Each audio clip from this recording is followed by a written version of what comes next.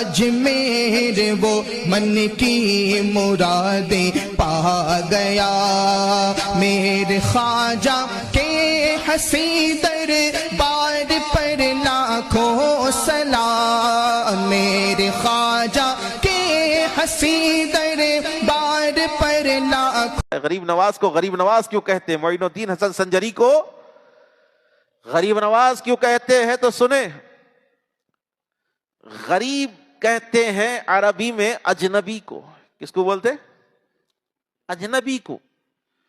اگر کوئی شخص میرے سے آ کر ملا تو وہ اس کا تعلق میرے خاندان سے بھی نہیں ہے، میرے دوستوں سے بھی نہیں ہے، میں اس کو پہچانتا بھی نہیں، میں اس کو دیکھا، انہیں بے کو دیکھا، سلام دعا ہو گئی، تو وہ آدمی میرے لیے اجنبی ہے۔ کیا ہے؟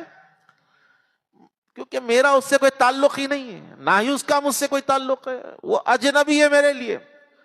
غریب نواز کو غریب نواز اس لیے کہتے ہیں، معین الدین حسن سنجری کو غریب نواز اس لیے کہا جاتا ہے کہ آپ کے دربار پر اپنے آتے تو بھی آپ ان کو نوازتے، پرائے آتے، کوئی بھی آؤ آپ کے دربار کے اوپر، بھوکے آتے تو کھانا کھا کر جاتے۔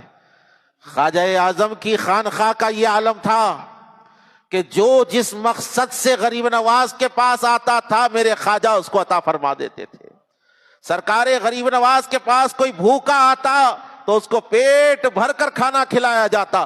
کوئی ننگا آتا، کپڑے جس کے جسم پر نہیں ہے، تو غریب نواز سرکار اس کے لیے کپڑوں کا انتظام فرماتے۔ کوئی مقروض آدمی آتا تو آپ اپنے پیسے سے اس کا قرض دور کر دیا کرتے تھے۔ کوئی بیمار آتا، اللہ سے دعا کر کر اس کو شفا عطا ہو جاتی۔ تو سرکار خواجہ خواجگان کو غریب نواز اس لیے کہا جاتا ہے کہ غریب نواز کے دربار میں چہرہ نہیں دیکھا جاتا، یہ دیکھا جاتا ہے کہ کس کے دربار پر آیا ہے۔ غریب نواز اس سخی کا نام ہے کہ جس نے ساری عمر، ساری حیات امت محمدیہ کو اپنے جد کی خیرات سے سرفراز فرمایا، اور 900 سال 800 سال گزر چکے ہیں، خواجہ کے دربار پر آج بھی لوگ بلا تفریق مذہب و ملت جاتے ہیں، اپنے بھی جاتے ہیں، پرائے بھی جاتے ہیں۔ اپنے جا کر تو دامن پکڑ کر، جوتیاں پکڑ کر لے لیتے ہیں، لیکن جب پرائے جاتے ہیں تو میرے خواجہ ان کو بھی واپس نہیں کرتے، ان کو بھی عطا فرما دیتے ہیں۔